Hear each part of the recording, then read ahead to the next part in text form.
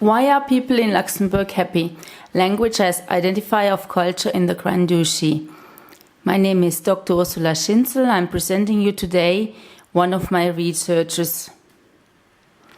The research question is, first, to explain where Luxembourg fits in on Luxembourg's 7 dimensions of culture. Second, to explain Luxembourg people's high scores on the measure of happiness. Methods are, first, a review of the literature, second, participant observation, third, interviews, and fourth, questionnaires, collecting all primary data. The literature review consisted of Hofstede and the era that I called before, after, besides, and beyond Hofstede.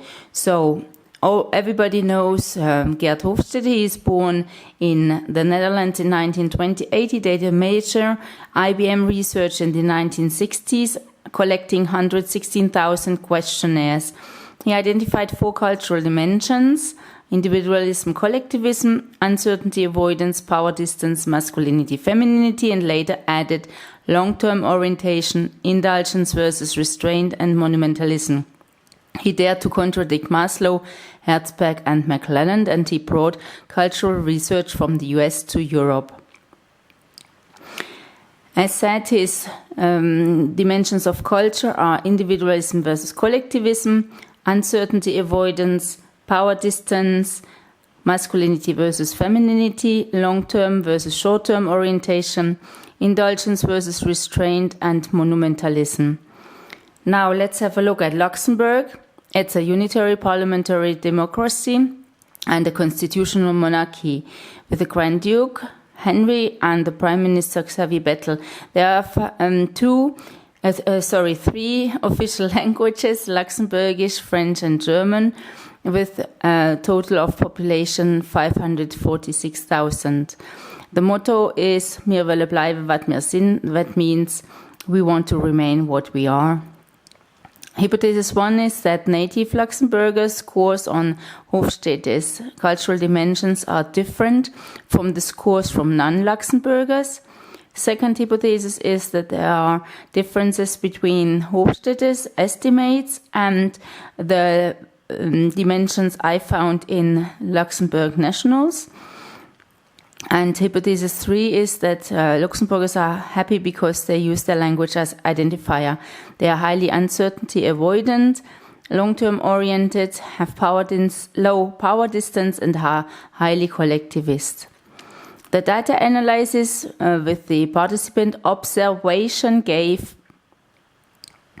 as a result that Luxembourg prefers meeting in person in a hotel or a bank over cocktail, champagne, lunch, or dinner.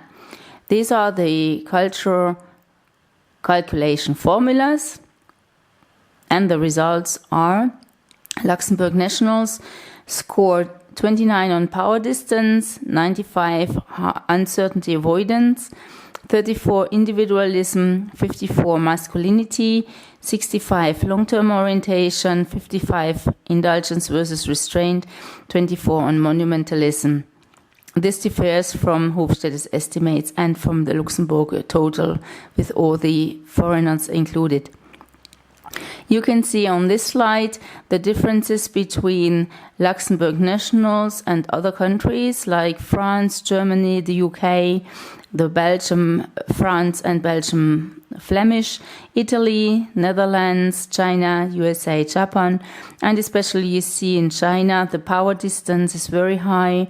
In the USA it's only 40, but the individualism, for example, in China is very low with 20, and in the USA 91. Monumentalism in China is 0 and in the USA 54. So, what is logistic regression? It allows prediction of group membership. For example, the prediction of whether someone is a belly dancer based on his gender, occupational category, preferred type of reading material, and age. It allows to evaluate the odds, so the probability of membership in the group of belly dancers based on the combination of values of the predictor variables. 25-year-old female sports professor teaching hip-hop and reading dance books, for example. Definition of logistic regression.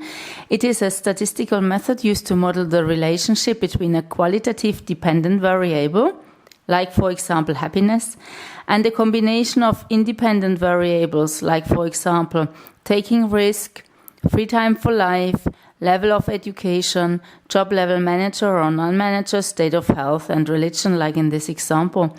It is calculated in SPSS and it's a computer program by IBM.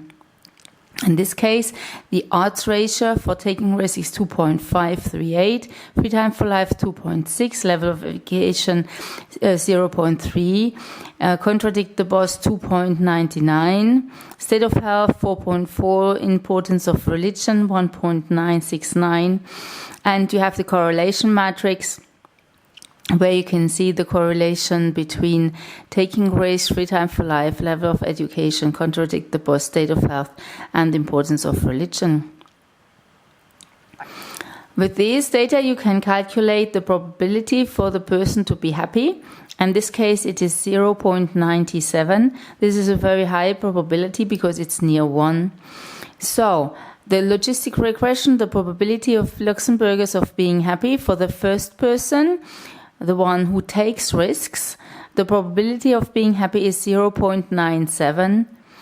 The person number 2, the person who does not take risk, has a probability of being happy of 0.94. This is quite nearly identical. That's the reason why people won't take risks. The correlation among all variables in SPSS shows that they are happy because they indulge in life and they are long-term oriented. We come to the conclusion. Luxembourgers use their language as identifier. They are highly uncertainty avoidant. They are long-term oriented. They have low power distance. They are highly collectivist, and therefore they are happy. Hypothesis 1, 2, and 3 are confirmed. And let's go for a short explanation. Power distance indicator is because is low. That means that because Luxembourg is small, hierarchy is not felt that much, and the boss and employees might meet in the same sport clubs, supermarkets, bars, and evening events. Uncertainty avoidance is very high with 97 compared, for example, to the UK 35 and the USA 46. Uncertain and unknown situations are avoided. Secure, regulated, clear life without surprises is preferred. And individualism is medium. Let's have a look, for example, in Luxembourg, but for the Lux nationals, it's very low. And let's see, it's 34. For the USA, it's 91, and for Italy, it's 76. Lux nationals are highly collective people, and they prefer the well-being of the group and the country to their own well-being. Masculinity. Femininity, it is medium in Luxembourg with 54. Japan, for example, is a highly masculine country with 94, and the Netherlands, the biggest feminine country with 14. So in Luxembourg, the characteristics of a masculine dominant country, like competition and success, and those of a feminine dominant country, like caring for others, quality of life, are equally distributed. Long-term orientation for Lux nationals is high, 65 out of 100 compared to the USA 26 and Germany, let's see, 83. So long-term orientation means that everything is foreseen and planned, and there is perseverance and thrift. Indulgence versus restraint in Luxembourg is medium, 55. Let's have a look. China, for example, 24, and Italy, 30, compared to a high of USA, 68. In general, people in Luxembourg indulge in life. They love profiting from the benefits of life, and they enjoy their life. Monumentalism.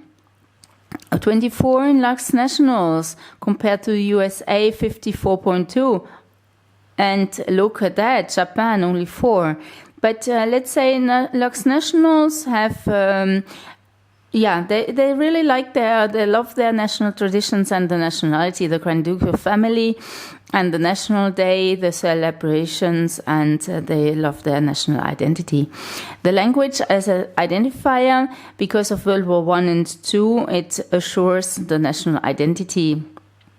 It is today the discriminating factor for identification and gives access to advantages and gives people importance. So, last slide. Why are people in Luxembourg happy? A little repetition. They use the language as identifier. They are highly uncertainty avoidant. They are long-term oriented. They have low power distance and they are highly collectivist. Thank you for your attention.